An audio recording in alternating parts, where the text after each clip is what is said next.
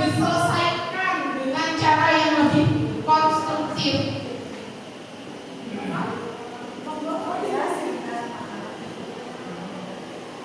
Nah, ini adalah penerapan budaya positif yang merupakan upaya yang sistematis untuk menciptakan lingkungan yang kondusif dan mendukung pertumbuhan individu serta kolektivitas.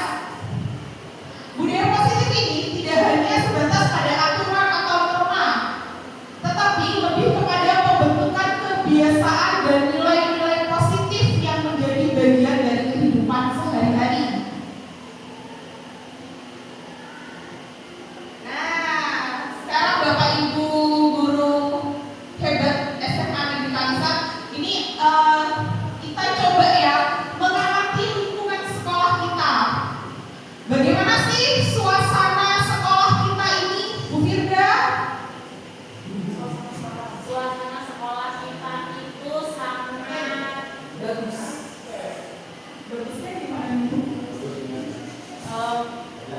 Ini ya, untuk hubungan antar siswa itu perlu toleransi, kemudian hubungan antar guru juga sangat baik, sangat positif, sangat membangun, sangat antar guru itu saling mendorong untuk menuju kepada kebaikan. Jadi suasana sekolah kita itu intinya aman dan nyaman ya Bu ya. Nah, bagaimana sih murid-murid itu saling berinteraksi? Dan bagaimana guru juga saling bertegur sapa? Bagaimana guru menyapa muridnya? Bagaimana guru menyelesaikan suatu permasalahan atau konflik antar murid? Monggo ada yang mau mencoba menjawab pertanyaan yang ada di depan? Bu Maidin? Kayaknya tadi galau gitu, kenapa ya Bu? Kok kayak galau gitu, ada masalah ya Bu ya?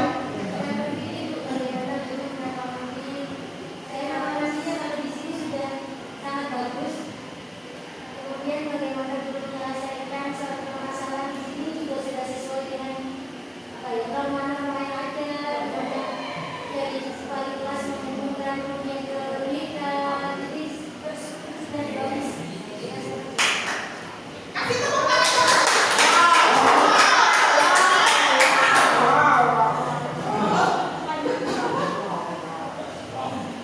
Nah, jadi suasana atau budaya yang berkembang di sekolah kita saat ini itu secara tidak langsung menjadi cermin dari tujuan mulia atau nilai-nilai yang sekolah atau instansi kita anut atau yakini. Jadi kan kita pengen sekolah kita itu menjadi sekolah yang berprofil Pancasila, ya kan? Nah, jadi kita sebagai guru itu juga harus menunjukkan kepada murid-murid kita bagaimana sih berprofil Pancasila itu. Dengan salah satunya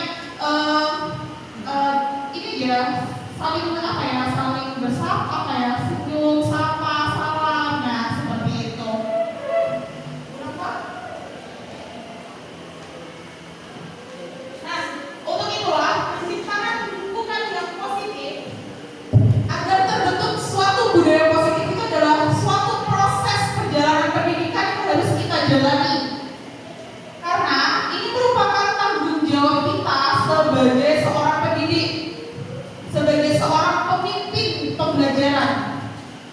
Suatu lingkungan yang aman dan nyaman itu akan memberikan murid kesempatan dan kebebasan untuk berproses belajar, membuat kesalahan belajar lagi sehingga mampu menerima dan menyerap suatu pembelajaran.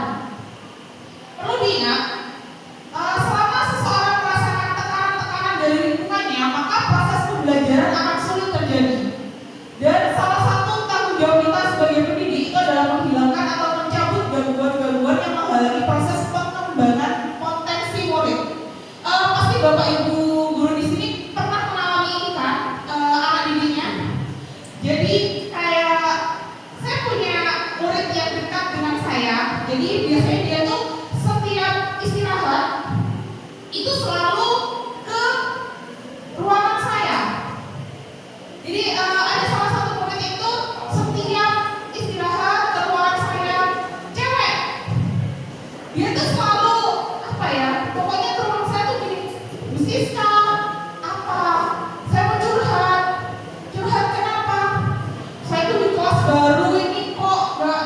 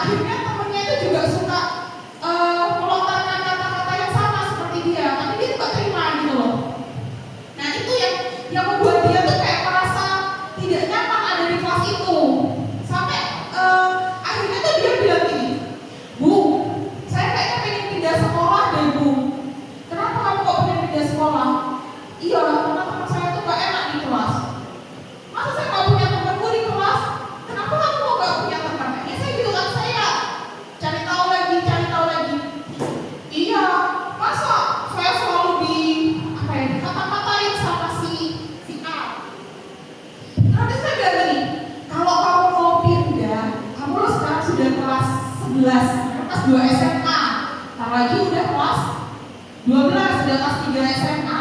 Terus kalau kamu mau pindah, nanti kamu ke sekolah yang baru, kamu beradaptasi lagi dengan temanmu. Nanti kalau kamu nggak bisa beradaptasi, nanti kamu pengen pindah sekolah lagi, gitu ya? Iya. Terus saya bilang, pindah sekolah itu tidak seperti segampang yang kamu bayangkan. Bu, saya mau pindah, habis itu, oke, cabut pindah, enggak. Tapi kamu harus ngurusin berkas dulu, kamu harus pindah deposit dan lain sebagainya.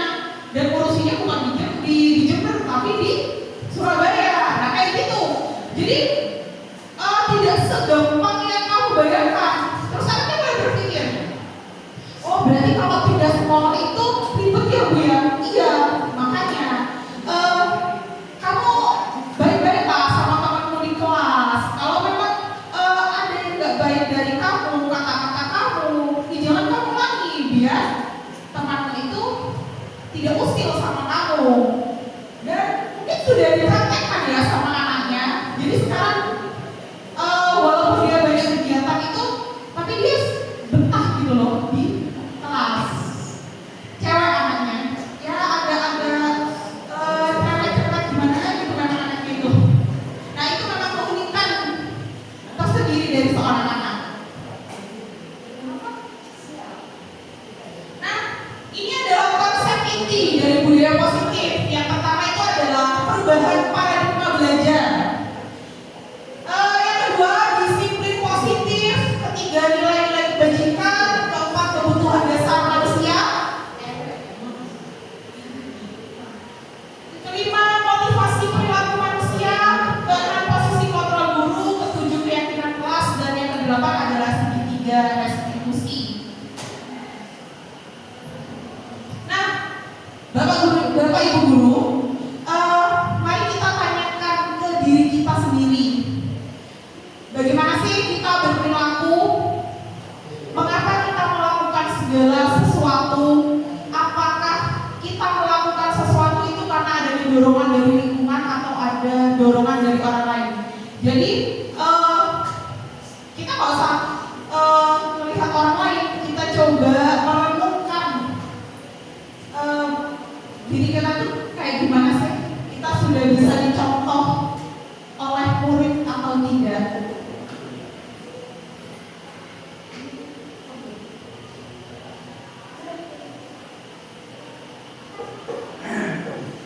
Jadi terkadang kita itu melakukan sesuatu itu karena kita menghindari rasa sakit atau ketidaknyamanan. Terkadang kita juga melakukan sesuatu untuk mendapatkan apa yang kita mau.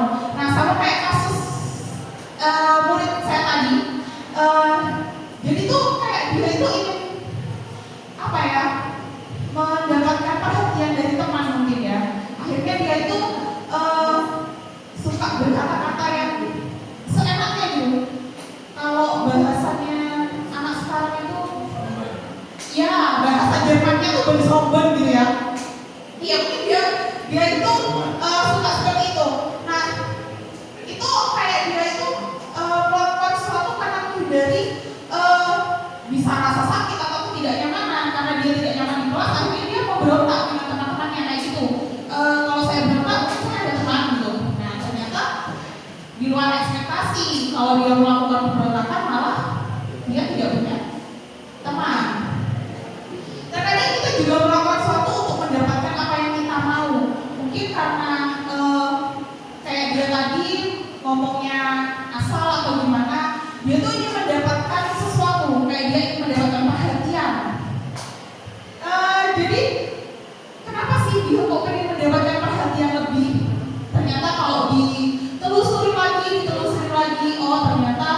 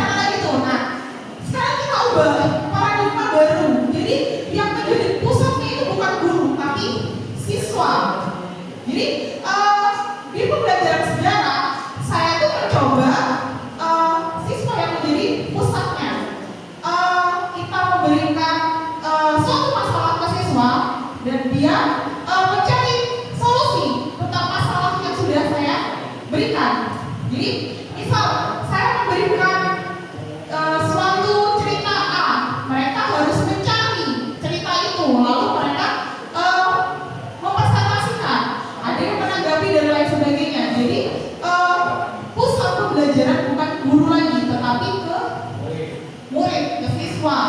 Nah, pembelajaran dengan paradigma baru itu merupakan pembelajaran yang dirancang berdasarkan prinsip pembelajaran berdiferensi, sehingga para peserta didik itu belajar sesuai kebutuhan berdasarkan tahap perkembangan sesuai teori psikologi modern yang mewujudkan profil pelajar Pancasila.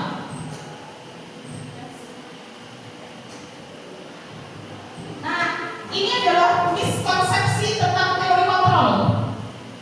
Yang pertama, ilusi guru mengontrol murid. Pada dasarnya, kita tuh tidak dapat memaksa murid untuk berbuat sesuatu jikalau murid tersebut memilih untuk tidak melakukannya. Nah, itu adalah guru mengontrol muridnya. Ada bisa kasih contoh ilusi guru mengontrol murid? Misalkan pada pembelajaran mungkin kita perlu mungkin ada tugas. Keinginan kita semua siswa terkontrol dengan baik untuk mengerjakan sesuatu. Ya. Cuma kalau di lapangan pasti ada saja yang akan mengganggu peserta didik atau siswa. Misalkan ada temannya yang mengajak untuk berbudaya positif mungkin dengan berbudaya positif. Berbudaya yang kurang baik, contohnya mendengarkan musik lah atau main game dan lain sebagainya, itu akan membuat guru sulit untuk mengontrol kondisi murid. Ya, oke. Terima kasih. Tepuk tangannya mana? Ya, jadi ilusi guru mengontrol murid. Jadi tuh kayak kita punya keinginan misal tugas. Kayak saya kasih tugas ke murid, ke anak-anak itu gini. Nanti tugasnya saya pengen kamu itu materinya misal tentang kerajaan Hindu-Buddha nih. Nanti kamu unggah nih tugasnya ke TikTok. Saya pengen itu mereka itu unggah ke TikTok dengan nyanyi kayak atau apa gitu. Tapi kadang apa yang sudah saya sampaikan itu beda gitu loh. Ternyata diunggah ke TikTok tapi mereka itu cuma ngomong biasa kerajaan Hindu-Buddha, salah satunya adalah kerajaan Majapahit. Jadi itu di luar ekspektasi saya pengennya begini, ternyata murid beda. Nah, itu adalah contoh ilusi guru mengontrol murid. Nah, yang kedua, ilusi bahwa kritik dan membuat rasa bersalah mampu menguatkan karakter. Jadi untuk mengontrol murid menuju pada identitas yang gagal, maka mereka belajar untuk merasa buruk tentang diri mereka. Nah, itu adalah ilusi bahwa kritik dapat membuat rasa bersalah mampu menguatkan karakter. Jadi contohnya kayak tidur di kelas. Kamu kok tidur di kelas? Kenapa? Kamu akhirnya ditanya, akhirnya dia itu merasa bersalah. Nah, dari situ dia akhirnya tidak mengulangi lagi perbuatan itu. Nah, itu akan membuat karakter dia berubah. Nah, itu yang dinamakan dengan ilusi bahwa kritik dan membuat rasa bersalah mampu menguatkan karakter. Yang ketiga, ilusi bahwa semua perbuatan positif, efektif, dan bermanfaat. Segala sesuatu untuk mempengaruhi murid agar mengulangi suatu perilaku tertentu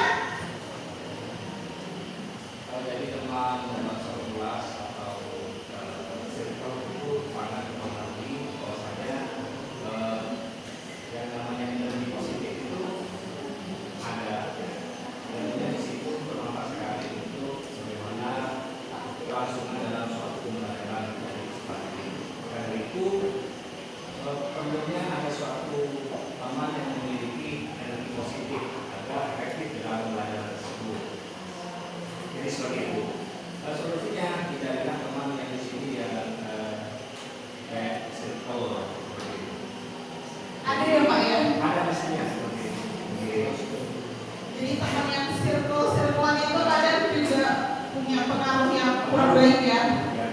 Oke, tepuk tangan mana dong buat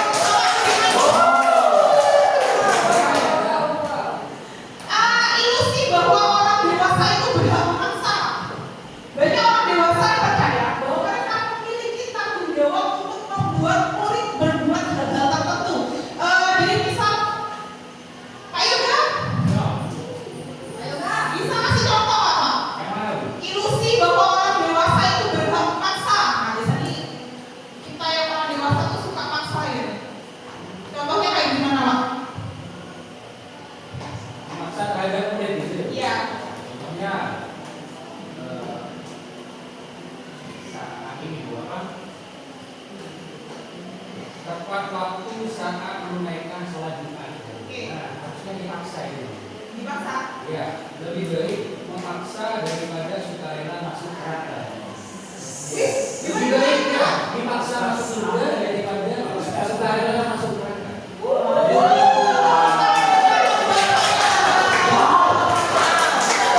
Jadi memaksa mereka masuk surga daripada Sukarela masuk neraka. Aduh, Keren. apa yoga 2024? Ya.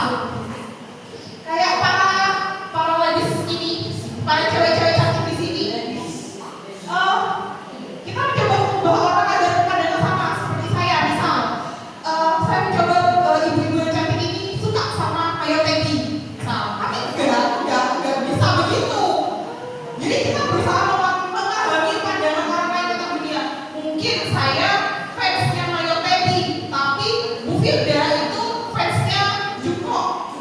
Bisa. Juko apa bisa? Sama mungkin ya, artis Korea Bu Firda.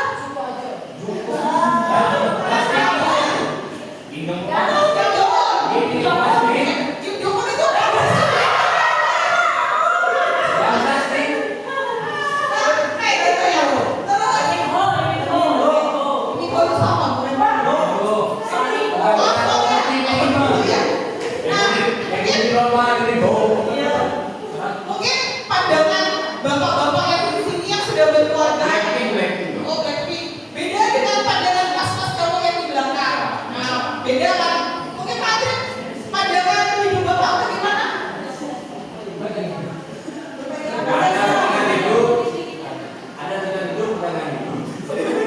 Oh, mungkin Pak ini sudah ada urutan hidup ya. Sudah ada pendamping. Nah, mas-mas kedua itu masih belum. Nah, kayak gitu. Maaf ya, Pak Reza ada pendampingnya juga. Perilaku buruk itu dilihat sebagai suatu kesalahan. Kan kadang kita melihat anak itu berbuat sesuatu itu kan, berbuat buruk itu kan pasti salah. Nah, ternyata kalau di teori kontrol itu semua perilaku memiliki tujuan. Kayak misal anak itu kalau aktif, misal dipukul nakal dan lain sebagainya. Ternyata dia seperti itu dia memiliki tujuan. Karena apa? Karena dia tuh ingin mendapatkan perhatian. Biasanya anak yang aktif di luas selalu apa ya, biasanya kalau bikin masalah aja tuh kadang gurunya jengkel dan lain sebagainya. Ternyata kalau udah diulik lagi, dicari tahu lagi, ternyata dia itu memang butuh kasih sayang. Nah, biasanya seperti itu. Orang lain bisa mengontrol saya. Nah, ternyata di teori kontrol hanya Anda yang bisa mengontrol diri Anda. Kayak saya, orang lain bisa mengontrol saya. Kayak orang tua saya bisa mengontrol saya. Saya harus A, B, C, dan B. Ternyata tidak. Ternyata orang tua saya itu tidak bisa mengontrol saya 100%. Yang bisa mengontrol diri saya yaitu adalah diri saya sendiri. Saya bisa mengontrol orang lain, tetapi di teori kontrolnya orang lain itu tidak bisa.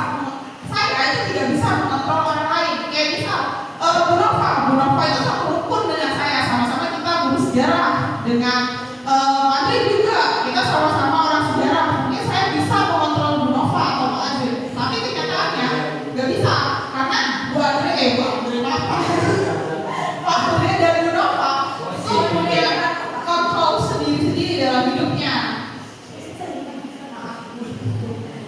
Pemaksaan ada pada saat bujukan itu gagal. Biasanya dipaksa. Ayo, Bu Nova ikut, ayo kita belajar ini di sini, ayo gini. Biasanya saya itu gitu pandang. Ternyata kolaborasi dan konsensus menciptakan pilihan-pilihan baru itu perlu. Jadi bukan dengan paksaan, tapi dengan kolaborasi. Model berpikir menang kalah, tetapi di teori kontrolnya itu model berpikir menang kalah. Jadi kita tuh nggak bisa berpikiran, nanti itu saya kalah deh. Nanti kalau saya nggak bisa ngajarin murid saya ini, saya nggak bisa, saya kalah deh sama bapak yang ini, ibu yang ini, bisa gitu. Ternyata kan kita harus bisa.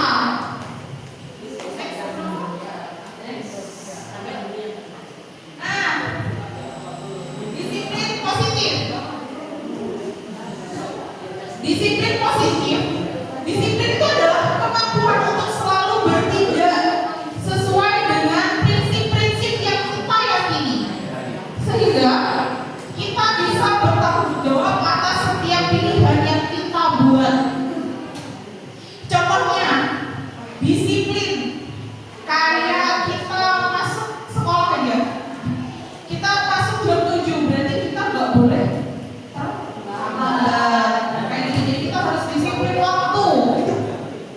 disiplin positif membantu anak itu menemukan motivasi dari dalam dirinya untuk berperilaku baik. Nah, tujuan akhir dari pendidikan itu adalah menciptakan individu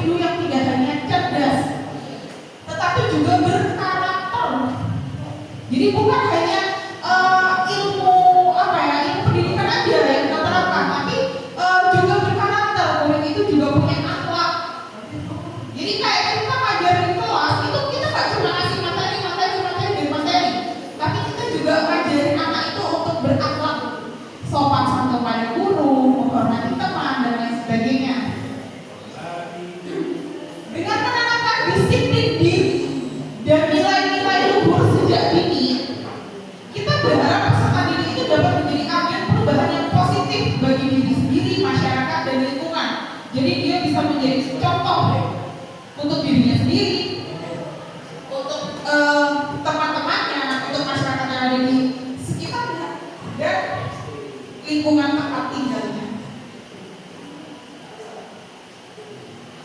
Nah, nilai-nilai kebajikan, nilai yang disepakati bersama, lepas dari suku, bangsa, agama, bahasa maupun latar belakang, karena kita adalah bineka tunggal ika. Nah, ini adalah contoh nilai-nilai kebajikan institusi atau orang. Ada profil pelajar Pancasila. Pak Haji, profil pelajar Pancasila apa aja? Profil pelajar Pancasila ada apa aja, Bapak Ibu? Beriman bertakwa kepada Tuhan Yang Maha Esa. Terus apa lagi? Mandiri, bernalar kritis, berkebinekaan global, bergotong royong dan kreatif. Nah, ada Ibu, Primary Years Program, PEV atau definisi murid. Jadi ada toleransi, rasa hormat, integritas, mandiri, menghargai, antusias, empati, pengetahuan, kreativitas, kerjasama, percaya diri, dan komitmen. Nah, ini adalah proyek nilai-nilai kebajikan. Ada peduli, rajin, integritas, rasa hormat, dan lain-lain, banyak sekali ya proyek nilai-nilai kebajikannya.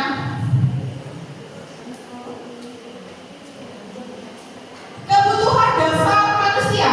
Jadi semua aktivitas yang kita lakukan sehari-hari, dari yang paling sederhana hingga yang paling kompleks, pada akhirnya diarahkan untuk mencapai tujuan hidup yang lebih besar, yang mana tujuan hidup itu sendiri seringkali berkaitan erat dengan pemenuhan kebutuhan dasar kita. Ada yang tahu nggak kebutuhan dasar kita itu apa? Sandang, pangan, papan. Kasih sayang, perhatian, Aduh. cinta. Kenapa butuh kasih sayang? Butuh ya. Nah, kasih sayang, cinta itu juga salah satu kebutuhan dasar kita sebagai manusia. Sandang, pangan, papan itu juga itu juga salah satu kebutuhan dasar kita. Sandang, pangan, papan, oksigen itu adalah survival. Bagaimana cara kita bertahan hidup. Kasih sayang, kebebasan. Nah, power, kekuatan, kekuasaan itu adalah salah satu juga dari dasar kebutuhan manusia. Nah, ini adalah 5 kebutuhan dasar manusia: bertahan hidup, kasih sayang dan rasa diterima, kebebasan, kesenangan dan kekuasaan. Jadi kayak sandang, pangan, papan, oksigen itu masuk dalam bertahan hidup. Jadi kalau nggak ada oksigen kita bagaimana ya? Kayak kita nggak bisa nafas ya. Jadi kita kayak harus bersyukur banget gitu ya. Kita mendapatkan oksigen yang gratis. Contohnya pas waktu pandemi kemarin kan banyak banget orang yang kayak berlomba-lomba mendapatkan oksigen, sampai oksigen di rumah sakit itu habis karena diburu sama orang-orang. Nah, ini dari kebutuhan dasar manusia: bertahan hidup, makanan, pakaian, tempat tinggal, keamanan, kesehatan. Itu adalah bertahan hidup. Kasih sayang, di mana kita diterima, dipedulikan, berbagi kerjasama, menjadi bagian dalam kelompok, itu masuk dalam kasih sayang dan rasa diterima. Bu Nova, belum. Bu Nova belum fokus. Kekuasaan, kita tuh juga butuh kekuasaan. Harga diri, keinginan untuk dianggap, memimpin, berpartisipasi, diakui dan didengar, itu adalah kekuasaan. Kita juga butuh power, kita juga butuh kekuasaan. Apa ya? Kayak contohnya kita ambil contoh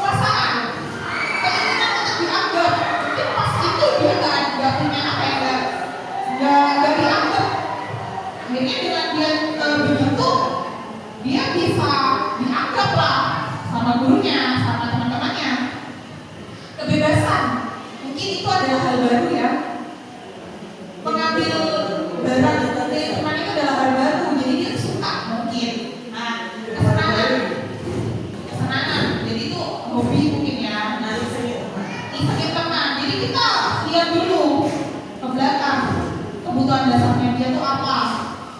Oke, next berapa?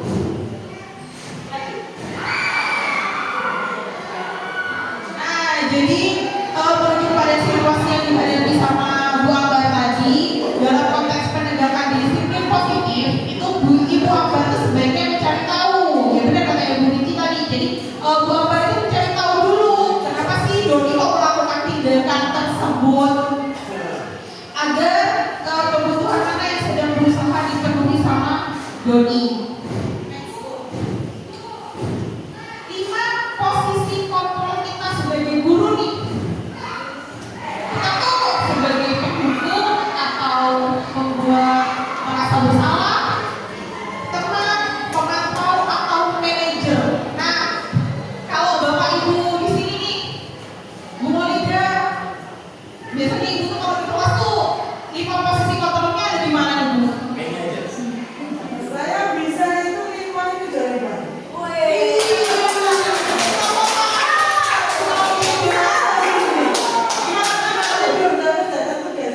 Di situ saya munculkan akibatnya kamu begini.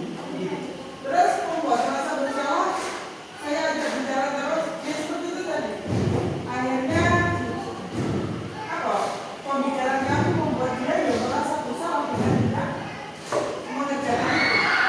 Setelah itu, jadi memang pembicaraan kita jadi panjang. Begini, tadi ketika saya ada di kelas 12.5, setelah selesai materi, saya turun ke kelas, itu saya berbicara anak 3 kali. 3 menit itu sedikit sebenarnya. Tapi di situ ada beberapa anak yang memang dari pagi itu saya masuk sudah tidur. Saya bangunkan tidur lagi, saya bangunkan tidur lagi. Akhirnya saya fokus ke yang ada di koridor. Sampai dia. Ini Bu, saya bangun, bangun. Saya ini lagi, akhirnya bangun. Terus terjadi pembicaraan, tapi tadi yang pembukaan itu saya lewatkan. Saya langsung membuat merasa bersalah. Contohnya begini, kamu kok pagi-pagi sudah selesai? Tadi malam tidur jam berapa? Jam 12. Oke, tadi pagi sarapan. Sarapan Bu. Terus tadi pagi dikasih sambal. Uang bensin? Iya. Bukan? Iya. Ibuku kerjanya apa? Parong. Berarti bukannya berapa? Jam 6. Berarti ibuku tadi pagi sudah bangun sejak sebelum subuh. Ini aku punyakan semuanya ini. Terus kamu di sini cuma tidur-tiduran. Kasihan sama orang tua. Di situ saya buat dia merasa bersalah terhadap orang lain. Setelah itu saya lakukan begini. Makanya mungkin enggak ya. Akhirnya ya terus sampai kayak gini. Bagaimana kamu memanage dirimu agar tidak sampai kamu sekolah berangkatnya ngantuk. Misalnya bikinnya lebih awal, bangunnya lebih cepat. Kalau perlu pagi-pagi masih bisa bantu ibunya yang buka toko. Jadi saya tidak langsung ke manajernya, tidak saya bisa dari saya tadi rasakan saya bisa berjalan dari membuat dia merasa bersalah dulu, terus saya jadi temannya, terus saya bisa ke titik yang terakhir. Bu Molida keren banget ya. Tepuk tangan dong buat Bu Molida. Wow. Jadi kita tuh bisa jadi penghukum, bisa membuat siswa itu merasa bersalah, kita bisa juga jadi teman, jadi pemantau, juga jadi manajer. Ada contoh saya kemarin sudah kemarin hari jam saya itu selalu habis sholat duhur. Kan biasanya kalau dari jam ke berapa? Ke 6 ya? 6 ke jam ke 7. Iya, pokoknya dari istirahat kedua 7-8. ya 7-8 ke itu kan jeda tuh panjang istirahatnya. Saya masuk itu memang saya udah agak telat saya masuk ya. Biasa ya ada hal-hal yang perlu dikerjakan. Nah, saya masuk tuh belum nyampe di pintu kelasnya udah agak jauh. Dia tuh datang saya. Bu, saya izin ya Bu. Kamu izin kemana? Saya mau makan. Lah, kamu tadi istirahat kok gak makan? tidur. Jadi istirahatnya di buat tidur. Pas jam saya mau masuk, itu mau izin mau makan. Nanti aja, saya mau masuk dulu. Karena memang saya mau masuk ke situ jadi memang sebentar. Jadi saya masih tugas. Habis itu saya mau keluar. Karena memang ada kerjaan lagi di luar. Saya masuk, saya terangin, bla bla bla bla selesai. Di tengah saya terangin, si anak itu kata-kata lagi, Bu, saya mau makan. Ya, namanya juga manusia ya, pasti ada sedikit kecewanya. Iya, ada keselnya. Nah, saya ini membuat merasa bersalah. Terus saya gini, iya nggak apa-apa kalau kamu mau makan nggak apa-apa. Tapi saya mau tanya, kalau misal nih kamu ada di posisi saya sekarang, terus habis itu kamu bilang kalau terus ada temanmu bilang saya mau makan sampai 2 kali, perasaan kalian gimana? Nah, terus teman-temannya bilang kecewa Bu, ini sedih dan lain sebagainya. Terus anak itu kayak memang dia tuh merasa bersalah dengan apa yang sudah dia katakan. Habis itu dia bilang gini, maaf ya Bu, saya nggak ulangi itu lagi. Nah, akhirnya saya panggil dia keluar. Enggak kok, Bu Siska nggak marah. Nah, kamu kenapa kok nggak makan dari tadi kok nggak makan? Ternyata dia tidur. Kamu kenapa kok tidur? Nah, ternyata dia malam main game dan lain sebagainya. Ya, games itu yang membuat dia ternyata tidur di kelas. Terus besok kamu gimana? Masa selanjutnya kamu gimana kalau pelajaran Bu Siska? Ya Bu, saya mau kurangi main gamenya. Nanti saya mau pelajaran Bu Siska nggak apa ya? Sebelum pelajaran Bu Siska, saya makan dulu. Biar saya itu nggak lapar saat pelajaran Bu Siska. Dia bilang gitu. Berarti tahu kan kesalahanmu gimana? Kesalahanmu apa? Nah, dia jawab iya Bu tahu. Nah, itu jadi dari membuat merasa bersalah, kita bisa langsung loncat sebagai manajer. Kita bisa kayak gitu.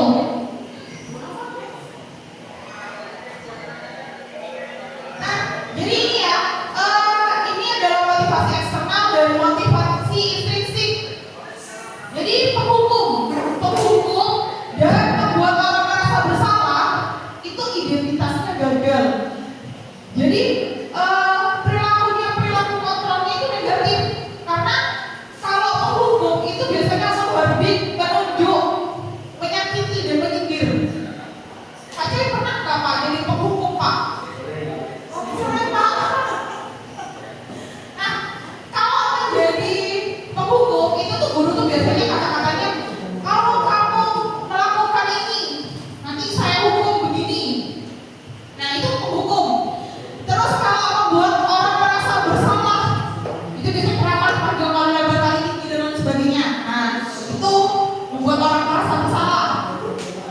Terus biasanya kata-katanya tuh gini, kamu sudah mengecewakan saya. Nah, sama kayak kata-kata saya tadi, kalau kamu ada di posisi saya, kamu gimana perasaannya? Nah, itu bisa buat orang merasa bersalah. Nah, identitas berhasil atau sukses itu adalah perilaku kontrol positif. Itu biasanya teman dan pemantau. Kalau teman itu biasanya membuatkan alasan-alasan untuk muridnya. Kalau pemantau itu biasanya menghitung dan mengukur. Kata-katanya tuh kalau teman tuh biasanya minta tolong dong, Bu Guru minta tolong beresin. Ayo dong kerjakan. Nanti kalau kamu gak dikerjakan nanti Bu Guru dimarahin loh sama bapak kepala sekolah. Nanti nilainya kamu jelek. Nanti Bu Guru dapat nilai jelek juga. Nah, itu biasanya teman tuh. Biasanya saya juga kadang kayak gitu tuh. Kalau pas waktu penilaian observasi apa itu namanya ya? Kayak bisa ada tuh observer yang masuk di dalam kelas. Biasanya saya sudah berpikir tuh sama anak-anak. Nanti kalau ini berarti Bu Siska ya. Nanti kamu jangan nakal, kamu jangan nakal, jangan ini. Nah, biasanya anak jadi kok sama anak-anak. Nah, itu teman.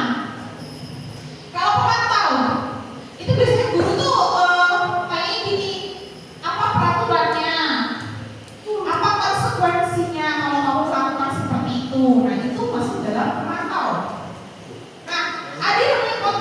yaitu sebagai manajer.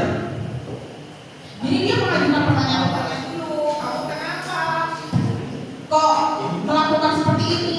Tahu nggak kalau ini tuh salah? Kamu harus bagaimana? Nah itu manajer. Nah hasilnya tuh kalau kita sebagai penghukum, anak itu apa ya, memberontak, mendendam dan menyalahkan orang lain. Kalau sebagai pembuat merasa bersalah itu biasanya menyembunyikan atau menyangkal atau berbohong. Biasanya kalau apa ya, membuat orang merasa bersalah itu biasanya yang merasa bersalah itu akan ini menyembunyikan atau berbohong kadang. Terus kalau teman, nah biasanya murid itu akan ketergantungan dengan kita. Kalau pemantau, biasanya murid itu kalau dipantau itu akan bersikap baik, tapi kalau udah nggak dipantau mereka bebas, biasanya kayak gitu. Nah kalau manajer itu hasilnya itu akan menguatkan watak atau karakter dalam diri siswa. Murid itu berkata, biasanya kalau dihukum itu murid itu biasanya nanti kamu kalau nggak pakai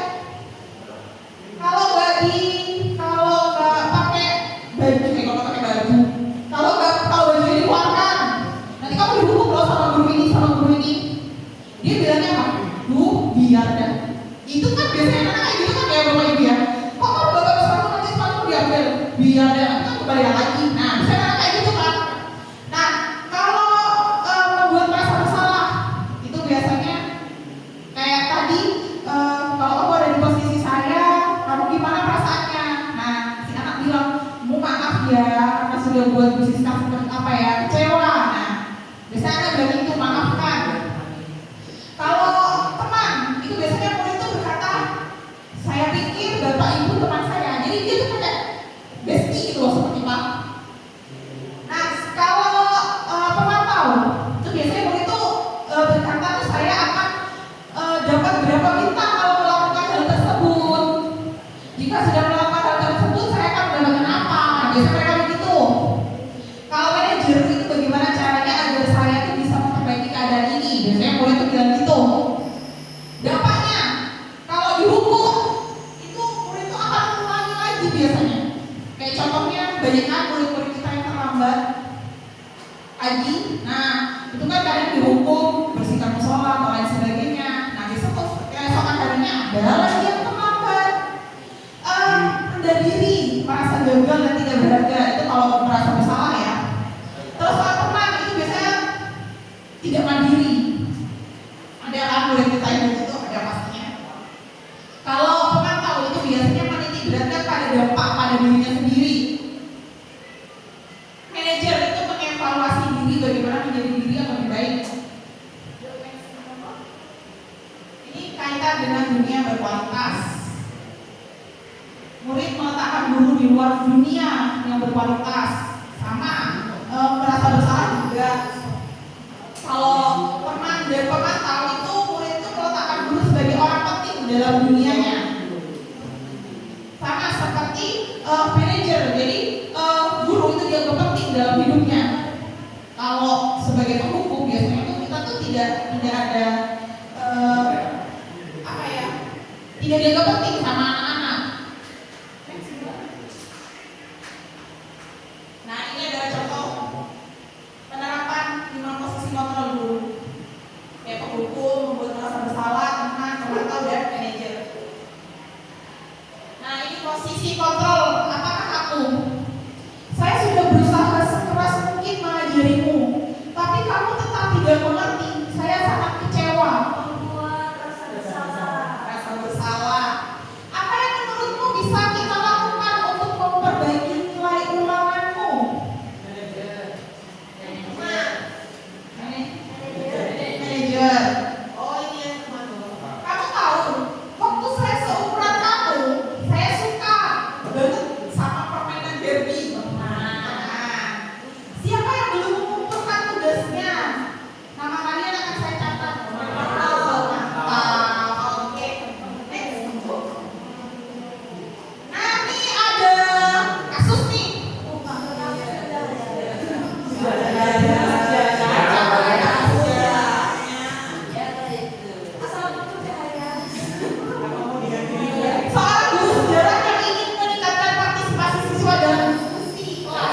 Nah, jadi Bu Cahaya nih, guru sejarah, ingin agar siswanya itu lebih aktif dalam berdiskusi. Ia memulai setiap pelajaran dengan mengajukan pertanyaan yang terbuka, yang menantang siswa untuk berpikir kritis. Bu Cahaya membagi siswa menjadi kelompok kecil untuk berdiskusi topik tertentu. Biasanya topiknya perang-perangan nih. Ia berkeliling kelas untuk memastikan setiap anggota kelompok itu aktif berpartisipasi. Jika ada siswa yang kesulitan, Bu Cahaya itu akan memberikan bimbingan dan pertanyaan lanjutan. Nah, ini cerita ya. Jadi posisi 5 posisi kontrol itu bukan hanya sebagai anak masalah atau anak membuat masalah dan lain sebagainya, tapi posisi kontrol itu di sini Bu Cahaya itu sebagai manajer. Jadi dia itu memberikan suatu masalah ke anak atau suatu masalah dalam pembelajaran, lalu dia itu mencari ini, berkeliling untuk memastikan setiap anggota kelompok itu aktif berpartisipasi. Jika ada yang kesulitan, Bu Cahaya akan memberikan bimbingan dan pertanyaan lebih lanjut. Nah, di sini posisinya Bu Cahaya sebagai manajer. Jadi dia juga bisa, jadi kita posisi guru itu juga bisa menjadi manajer dalam pembelajaran, bukan hanya dalam kasus-kasus atau masalah-masalah tertentu, tapi dalam pembelajaran kita juga bisa jadi seorang manajer. Nah, ini analisisnya ya. Bu Nova itu berperan sebagai manajer yang memberikan tujuan yang jelas, meningkatkan partisipasi, memberikan sumber daya, pertanyaan terbuka, diskusi, dan membimbing siswa dalam mencapai tujuan tersebut. Luar biasa. Tepuk tangan buat Bu Nova. Mengapa keyakinan kelas? Mengapa bukan peraturan kelas? Pak Budiman sebagai wali kelas yang keren nih, coba main dong. Berdasarkan dari pemaparan dari Bu sekarang, bahwasanya kenapa peraturan tersebut sudah dilakukan, bahwasanya akan muncul suatu keyakinan dan sepakati oleh peserta didik tersebut. Nah, dengan adanya suatu keyakinan kelas itu, dia akan merasa bahwa dirinya sadar akan dirinya yang dari kelas begitu nih. Kalau misalkan ada peraturan sepertinya di sini konteksnya menekan atau seperti apa namanya ya pressure seperti itu. Jadi harus mengikuti the rule of game.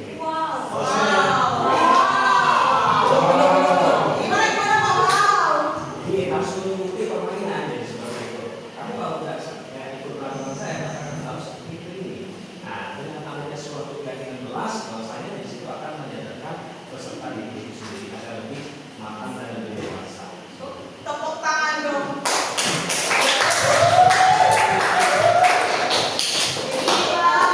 Bapak Ibu paham kan kenapa bukan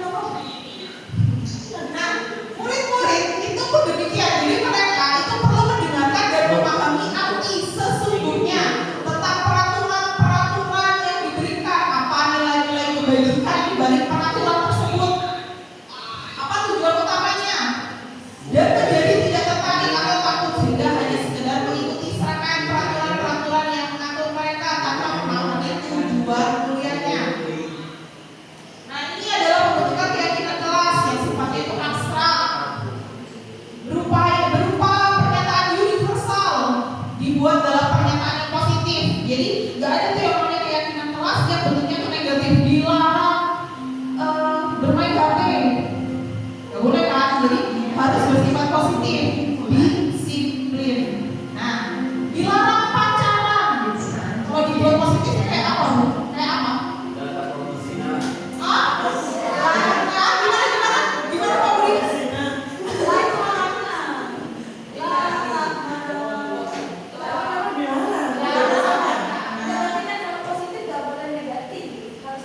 Betul masalah pacaran itu kan dilarang. Kita nggak boleh berpacaran. Suka boleh, pacaran jangan. Nah, aku. Oh iya, aku.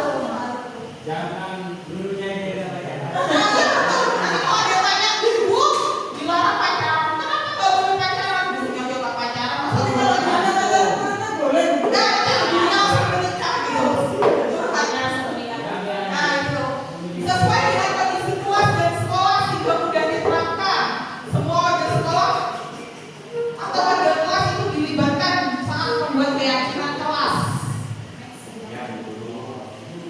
Segitiga restitusi, bukan segitiga bermuda atau kita segitiga bukan, tapi segitiga restitusi. Nah, definisi segitiga restitusi nih. Restitusi Pak. Nah, jadi proses komunikasi dua arah. Proses komunikasi dua arah. Kalau searah itu bukan komunikasi namanya. Apa? Dialog, monolog. Monolog. Nah, tapi kalau dua arah ini namanya komunikasi. Peserta didik difasilitasi untuk mengembangkan karakter mandiri dan bertanggung jawab. Jadi definisi segitiga restitusi itu kita pertama menstabilkan identitas. Yang kedua itu kita validasi tindakan yang salah dan yang ketiga itu menanyakan keyakinan. Menstabilkan identitas di sini itu berdasarkan prinsip pembuatan kesalahan. Berbuat salah itu wajar, namanya juga manusia, pasti ada salahnya ya kan. Tidak ada yang sempurna kecuali Tuhan. Tidak ada manusia yang sempurna. Ibu atau bapak juga pernah melakukan itu. Ibu atau bapak itu tidak mau mencari siapa yang salah atau siapa yang benar. Ibu dan bapak yang ingin mencari solusi dari permasalahan ini. Biasanya kalau ada yang punya masalah kita bantu dengan mencari solusi. Kamu berhak merasa begitu. Nah itu menstabilkan identitas tuh. Nah di validasi tindakan yang salah itu berupa pemenuhan suatu kebutuhan tertentu. Jadi kamu pasti punya alasan nih kenapa kamu melakukan itu. Kayak misal, Bu Nova pernah melakukan kesalahan nggak Bu Nova? Contohnya apa Bu? salah percaya sama orang.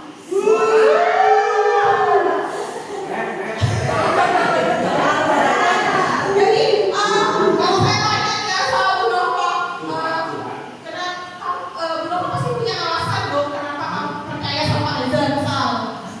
Kayak gitu.